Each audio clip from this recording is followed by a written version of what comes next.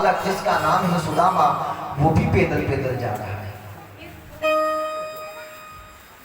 रास्ते में जाते जाते सुदामा के पैर में कांटा लग गया।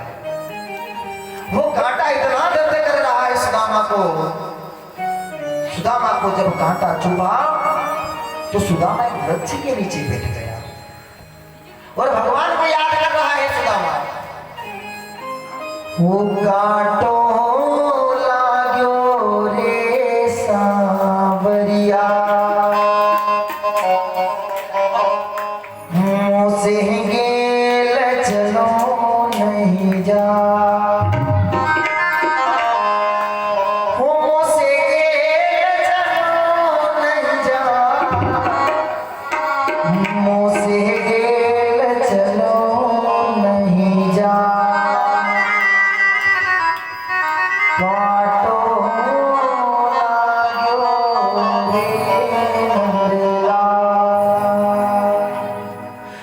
भगवान को याद कर रहा है। भगवान ने सुना तो कहा, बोले भैया मुझे कोई याद कर रहा है, चलिए। भगवान रथ को लेकर के जहां सुदामा बैठा हुआ था वहां पर गए। जाकर के भगवान श्री कृष्ण और बलराम रथ से उतरे हैं। रथ से उतरे, सुदामा ने भगवान की तरफ देखा। वो कांटो बड़ो भारी दुख दीने, वो कांटो बड़ो भारी दुख देवे। हो से उठो ना बैठो जा,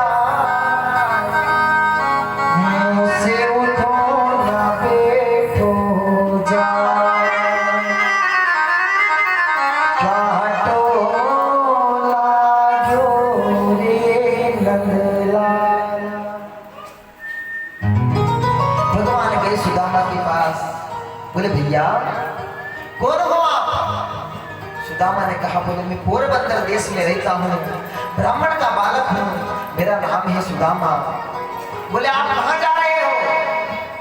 बोले मैं गुरु सांदीपनि के आश्रम में विद्या अध्ययन करने के लिए जा रहा हूँ। भगवान ने कहा, कोई बात नहीं भैया, हम भी वहीं जा रहे हैं, आप हमारे साथ चलिए। भगवान ने सुदामा को अपने रथ में बिठा दिया। रथ में बिठा करके चलते जा रहे हैं तो भगवान ने सुदामा से कहा, बोले सुदामा अगर बुरा ना मानो तो एक बात कहो। बोले हाँ कहो। बोले आप हमसे मित्रता करोगे? सुदामा ने कहा, बोले नहीं भैया मैं आपसे मित्रता नहीं करूंगा। बोले क्यों? बोले मित्रता हमेशा बराबरी वालों में करनी चाहिए, अपनों से बड़ों के साथ कभी मित्रता नहीं करनी चाहिए। और आप हो राजकुमार,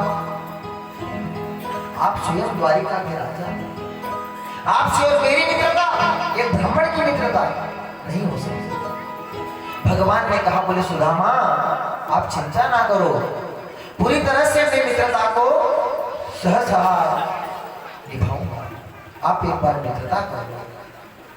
सुदामा कहता है, बोले देख लाला एक बात बताऊं तुझे, मित्रता जो होती है ना ये दूध और पानी की तरह होती है। कैसी होती है मित्रता? दूध और पानी की तरह। किस प्रकार से?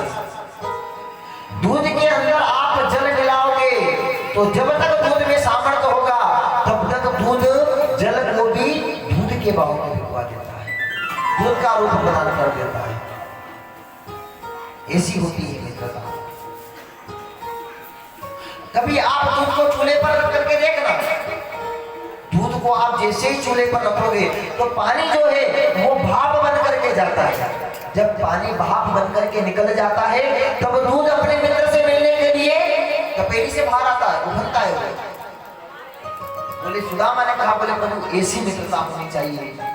जब भी हमारी माता दूध के अंदर जल के छींटे डालती है तब वो दूध फिर बैठ जाता है।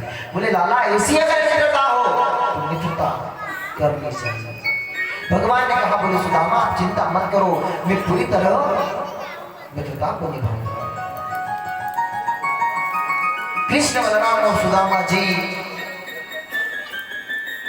गुरु सांदीपनि के आश्रम में गए। वहां जाकर के विद्या अध्ययन करने लगे। एक दिन गुरु सांदीपनि ने एक पाठ पढ़ाया और सभी बालकों से कहा, बोले जिसको पाठ याद नहीं होगा उसे जंगल में लकड़ी बीनने के लिए जाना पड़ेगा। उसको कल जंगल से लकड़ी बीन करके लाना है। बोले इस पाठ को आप कल याद करके सुना, शांति बना करके आप इन बच्चों को बिठा दो, आप लोग को बहुत अच्छा लगेगा। इन बच्चों को सभी को यहाँ से पीछे बिठाओ, व्यवधान पैदा करेगा।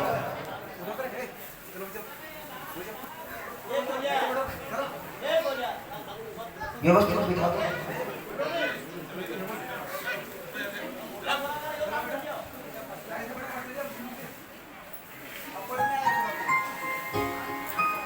गुरुजी ने कहा, बोले कल पाठ याद करके लाना, और जो पाठ याद करके नहीं लाएगा उसे जंगल में लकड़ी बीनने के लिए जाना पड़ेगा। सभी विद्यार्थी पाठ को याद कर करके पाठशाला में बैठे हैं। गुरुदेव आए। गुरुदेव ने कहा, बोले जिसको पाठ याद नहीं हुआ वो खड़े हो जाए। सुदामा खड़ा हो गया। बोले गुरुदेव मुझसे पाठ याद नहीं हुआ, मैंने पाठ याद नहीं किया है।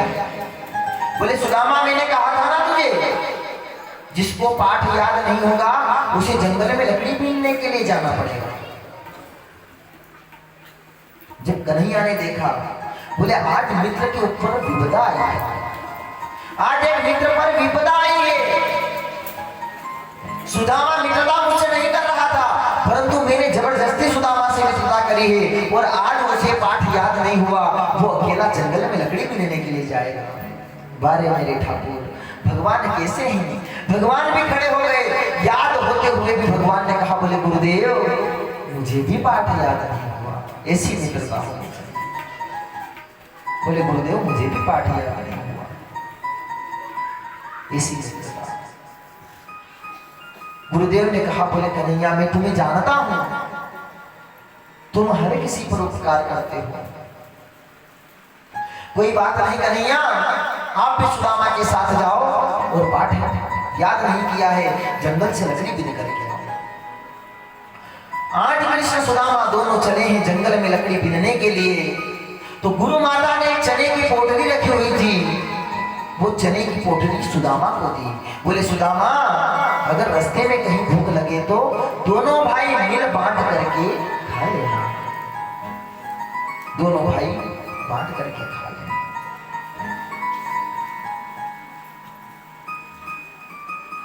चने की पोटली ले करके सुदामा ने अपने पास रख ली और दोनों भगवान श्री कृष्ण और सुदामा लकड़ी बीनने के लिए जंगल में चले गए। अब जब लकड़ी बीन रहे थे तब भगवान ने सुदामा को एक हल्की सी माया की झलक दिखाई। क्या झलक दिखाई? आंधी तूफान भयानक वर्षा होने लगी। आंधी चल रही है, तूफान आ रहा है, भयानक वर्षा हो रही है। भगवान श्री कृष्ण वृक्ष के ऊपर चढ़े हुए हैं, लकड़ियां तोड़ रहे हैं, सुदामा नीचे खड़े हैं, लकड़ियां बीन रहे हैं। ऐसी झलक भगवान ने सुदामा को दिखाई। सुदामा ने कहा, बोले लाला पकड़ लियो, गिर मत जाइयो। भगवान ने कहा, बोले सुदामा मैंने बच्चों पर चढ़ चढ़ के गोपियों की चीर को चुराया है, माखन की मटकियों को फोड़ा है, तुम मेरी चिंता मत करो, तुम अपना ध्यान रखना।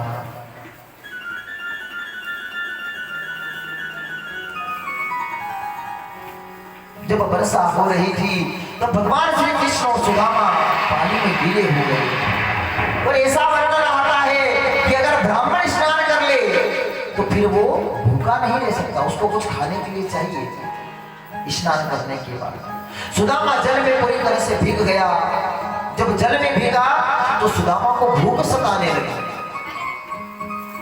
सुदामा ने सोचा, बोले गुरु माता ने जो चने दिए हैं उसमें से आधे चने तो मेरे हिस्से के हैं, मैं मेरे हिस्से के चने खा लेता हूं। सुदामा ने क्या किया, उस चने की पोटली को लिया और चने खाने लग गया। अब कहते हैं ना कि चना और चुगल दोनों मुंह से लगाई बहुत बुरी होती है।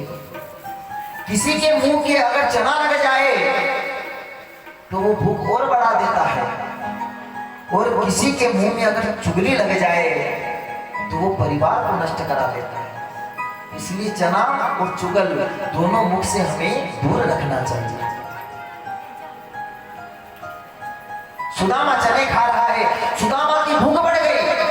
सुदामा ने सोचा, बोले कृष्ण तो द्वारिका का राजा है, 56 भोग का खाने वाला है, वो इन चनों को क्या खाएगा? पता नहीं कब के ये चने रखे हुए हैं, वो तो इस चनों को खाएगा नहीं। एक काम करता हूं, ये चने मैं ही खा लेता हूं।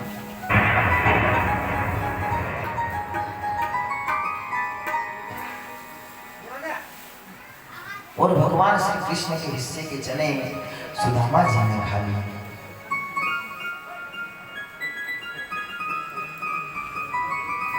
बारिश बंद हो गई। भगवान श्री कृष्ण नीचे उतरे वृक्ष से और सुदामा से कहा, बोले सुदामा, गुरु माता ने जो चने दिए थे वो चने आप दीजिए, हमें भूख लग रही है। सुदामा ने कहा, बोले कान्हा बुरा मत मानियो, परंतु भैया मुझे भूख लगी तो मैं चने खा गया। बोले सुदामा कोई बात नहीं, आपके हिस्से के चने आप खा गए, कोई बात नहीं, परंतु मेरे हिस्से के चने मुझे दे दो। सुदामा ने कहा, बोले कन्हैया मैंने तो सोचा कि तू द्वारिका का राजा है,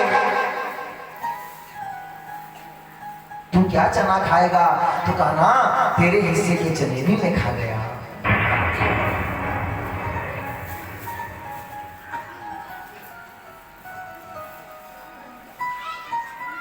तेरे हिस्से के चने भी मैं खा गया। भगवान ने देखा, सुदामा मेरे हिस्से के चने खा गया। भगवान के मुख से निकला, बोले जा रे सुदामा। और जब भगवान ने ऐसा कहा तब भगवान के मानस पुत्र सनक सनंदन सनातन सनत कुमार ये आकाश से होकर के जा रहे थे, और ये हमेशा एक ही मंत्र का जाप करते हैं, सत्य हो सत्य हो सत्य हो।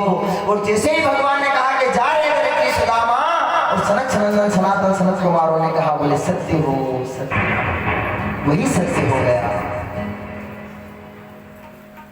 भगवान ने रात्रि विश्राम किया है। हमारे पास में धाम है श्री नारायण धाम, वहां पर भगवान ने रात्रि विश्राम किया, सुदामा जी ने दोनों ने। उसके बाद वो आश्रम पहुंचे। कई दिनों तक विद्या अध्ययन करी। कुछ समय में भगवान ने 64 कलाओं में परिपूर्ण हो गए। भगवान ने सुदामा से कहा, बोले सुदामा मेरी विद्या पूरी हो गई है और मैं घर जा रहा हूं। सुदामा ने कहा, बोले कान्हा मुझे छोड़ करके कहां जा रहा है?